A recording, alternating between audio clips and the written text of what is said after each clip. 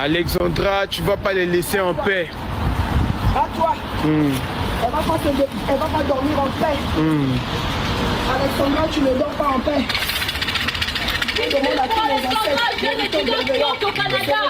Alexandra n'était pas habillée ainsi.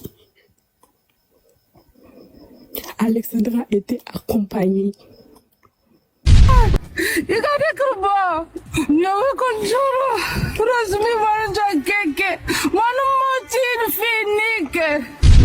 Umona kaka ke okopema kaka lerba criminel wana nyonso basali mabe akokana epai ya coach.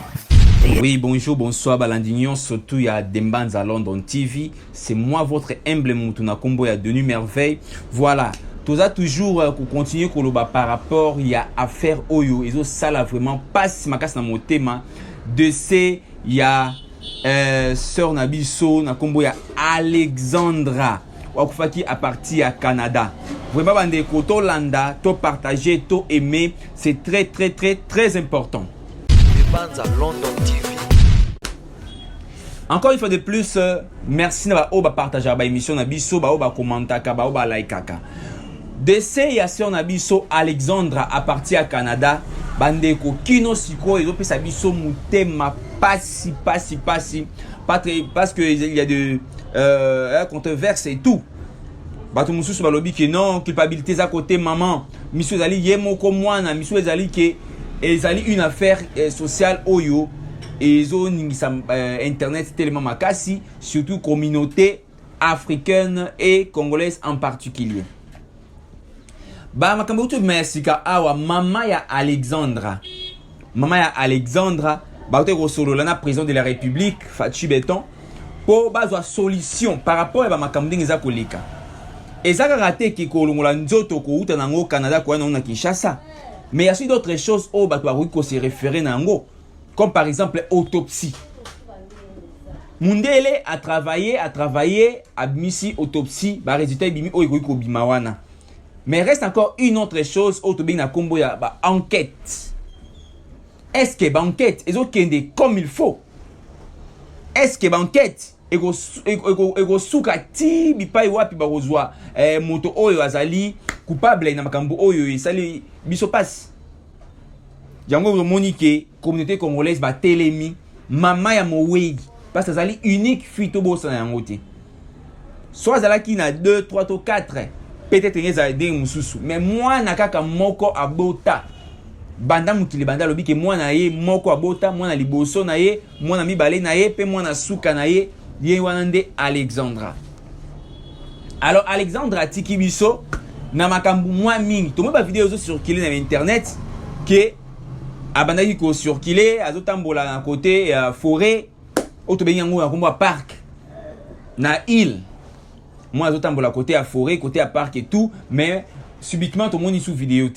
Une autre vidéo, moi, je suis assise, bipa wapi na sima, tout le monde qui zamba, to éviter ce qu'ils allaient réellement.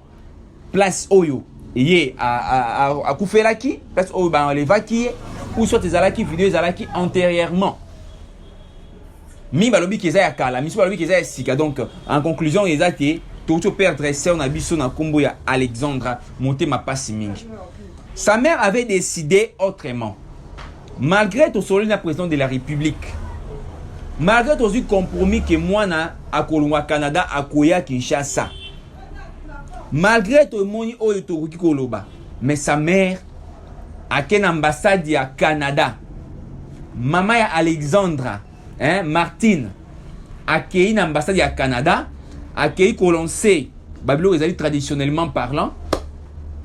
Akei ko loba neto lobiso loba lingala ko saka akei ko saka mwana ngai liwa na yo ekuza inaperçu te mwana ngai ba onyo surtout basali oboito o ya sali oboye molimo na yo ezala na kimia te jusqu'à ce que tokokuta coupable voire même plus loin ba membre ya famille o bazali ba décider déployer qui bazali ba Canada et tout nde bazako loba que molimo na pe mana kimiate molimo ya Alexandre et pe mana kimiate jusqu'à ce que ba okuta ba coupable ba to basale ba makambo ba kuta bango bazwa bango po selon ECHO, selon ba communauté congolaise pe africaine balobi ke mingi e komaka inaperçu liwa ya moko na niveau ya Amérique kuna.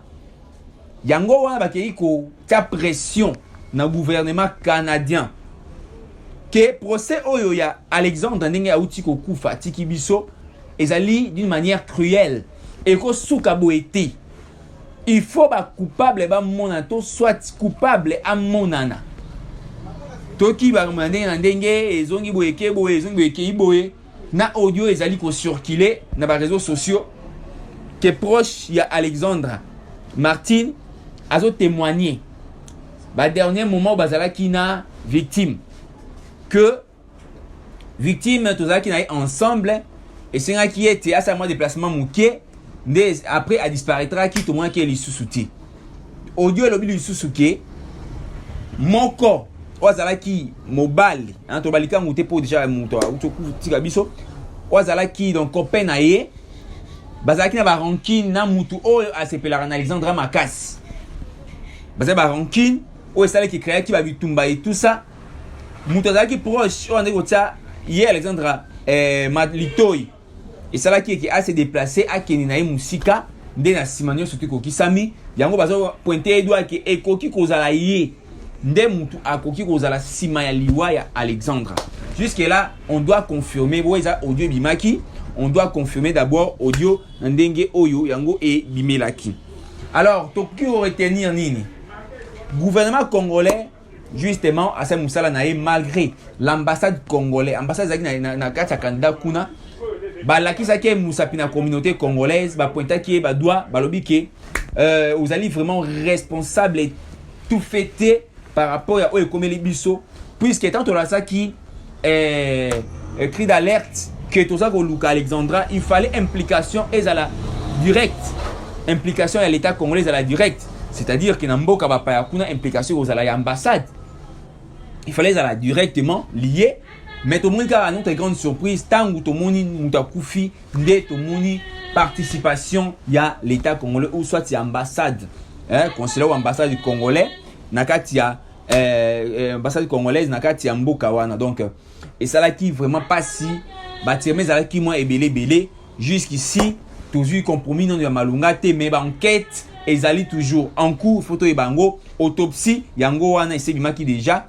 mais ce qui est encore très important la maman des défuntes azana passe tokoki koloba toko sala ba analyse maman défunte azana passe na motema koleka ngai na yo ezana mingi balala ki libanda ezana mingi balala ki biente jour ango ba sangoki mwana bunga ki pe mwana kufaki botoza ebele toza ba souffrance mais pour wana ozo sentir ango koleka makasi c'est la maman de la défunte ototika biso bandeko to partager vidéo to liker vidéo toza toujours ensemble toza pakate tant tozo ka ba vidéo ya boyi pour ezali ba message toza ko passer tozo na ba source ya ndenge na ndenge tozo sala ngo analyse tozo tiela bino ngo awa parce que place au biso to robunga bino ne mutu boko recadrer biso ezali misu bazali sur place na Canada ba information mi ba ozo parti ya biso na libanda.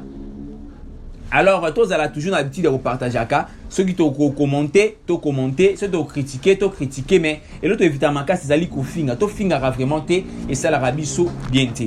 Maman Alexandra déjà comme ils a prévu mardi oyo maman Alexandra azomona na kati ya Canada pour na kolanda ba enquête yemoko na miso ko fungwama et puis pour na pe ko sala ba relier nion surtout par rapport ya rapatriement pardon ya corps ya mwana na ye et ou tabanda Canada et ya na kati ya Kinshasa et la procédure moko ya pasi to mona ki yango a ndeko na biso Janify ndenge zalaki implication ya président de la République et tout donc Nzambe asunga biso makambo le cas tellement bien et puis qui est coupable aza la retrouver quand on lobby Christopher aza coupable bien sûr présumé innocent aza coupable mais est-ce que yende mutu azali zenga mambo ya makambo surtout oyo est-ce que na scène ba misu bazalité est-ce que yete tabenga ki na téléphone mais o exécuter que mutu mususu est-ce que il faut tout na ba question wana pour to relier pe mo muke ba enquête ba voix sur outil ko ba na réseaux sociaux awa il faut tout l'entendre en considération. Malgré que n'y ait pas téléphonique que la fille en question a bien qui na téléphone, bien expliqué. Déjà le la audio moko enregistré. Tu éviter qui a enregistré cet audio. Si réellement elle proche naïe Alexandra, gloire à Dieu. Si réellement ma information a fourni bisezaya solo, gloire à Dieu. Mais si c'est le contraire, tout ça là vraiment bon motif et ça vraiment bien donc toujours nuire vraiment donc toujours nuire vraiment image de la communauté congolaise parce que faut tout ça na teki implication na matanga na yi na dei na yi na disparition na yi implication et ça tellement forte. Voire même les Canadiens, bah étudier ensemble, au sont des Canadiens. D'autres sont même des Blancs. Au bah comme ça, Belgique, France, Royaume-Uni et tout, bah ça mobilisé. Parce que lobby que Libanga o ezu chaku ndeke asekati. Et qu'on peut aux alliés, et qu'on peut aux la X, et qu'on peut aux la Canadien, et qu'on appelle français, et qu'on appelle anglais, ça dépend. Yango wana implication wana ezali tellement makasi et sali passe mingi bango nyonso ba koti yango l'état congolais a koti yango l'état canadien a tirali simate mais ba congolais baza ko tsaye toujours pandi likolo ba tsaye chonu ba chocho ba tsaye chocho pour anini amekamo muke ko retrouver plus rapide possible oyo abomaki Alexandra avant nzoto Alexandra et uta Canada et yawa vraiment toza na posa ko yoka pe komona nani abomaki pe oyakangaki yé en otage azalaki nani pour nous quand même qui comprendre qu'est-ce qui s'est passé automatiquement. Moi conseil muki bandeko ozo finga Alexandra o alataki mabe o alataka mabe akine kotanga na Canada. Alexandra akine kotanga na Canada mais yé moko a se comporta ki mabe azola taba caleçon azola taba sous-vêtements azola taba body tout ça bandeko ou là c'est sa vie privée. On ne peut pas se mêler à ça. S'il vous plaît, totika ba futilité, to zela nzoto na ye. Et kundama, ndé après to retirer ma conclusion. Comme nzoto neza na morgue, to retirer conclusion. Teza lokola tozo cracher sur mon way. Ce n'est pas bien, il faut te respecter kaba way, c'est très très très très important. Nzambe abate la biso nyonso tout, to emaka to partageaka, to zala toujours wana liboso. Ba numéro est affiché dans C. Ou akobenga demande à London TV pour des informations songolo pakala. Na makambitali actualité na biso eza bien OP akolina ko solananga en particulier to continue un message continue un message en particulier mais akofinga te ya menace te message que to partager na bino même à vie que non de ko place wana o begia ki mo muke place wana o betiza ki mo muke place wana o beta ki libanda version ya solo ezali oyo na ko sepela tellement makasi na ko sanga bino elongo toujours pour ko partager na bino même à vie. C'est des bases à London TV qui vous informe en temps réel. Abonnez-vous massivement, partagez nos contenus, aimez nos vidéos, comme la biso en particulier pour notre suggestion, pour notre marketing, pour ça marketing va passer régulièrement. Dans des bases à London TV, nous, on est là. On est là, nous sommes là pour vous accueillir avec nos mains ouvertes, totalement ouvertes. Que Dieu nous bénisse tous. Na pesimbo te batunyo surtout balandara ngai de Luanda Eunice Lelo Taoli Lubanzadio de Garrett père na ngai Denis Lubanzadio na kati ya Congo awa goza tellement ébélé je vais citer seulement quelques-uns ba pasteur o ba kambakanga o ba nkadraka ngai na kati ya Luanda awa couple Espérant Congolo donc papa Espérant na moi sinaye maman Espérance Pélé, vraiment que Dieu vous bénisse tous. Église na Congrégaka Salem Libération Restaurée. Coup de chapeau à partir alors de pasteur Edombungu Israël avec son épouse maman Yanda kuna kombo ya Anaclet Tambungu vraiment papa nangai merci beaucoup félicitations nandenge bozo mais là toujours na kati ya libala na bino ce n'est pas vraiment facile donc Nene Malonda moi si à Patrick Louvet je vais soutenir un rappel de temps à autre moralement et puis va conseil bon ça là tellement bien nous petits et tout Elisabeth Mbweni ma mère la partie à Poto tozali na double père Fabrice Kala la double père Bobo Kala la partie à Kinshasa a partager élément na ngai tongo midi pe pourquoi que Dieu puisse nous bénir tous toujours ensemble bye.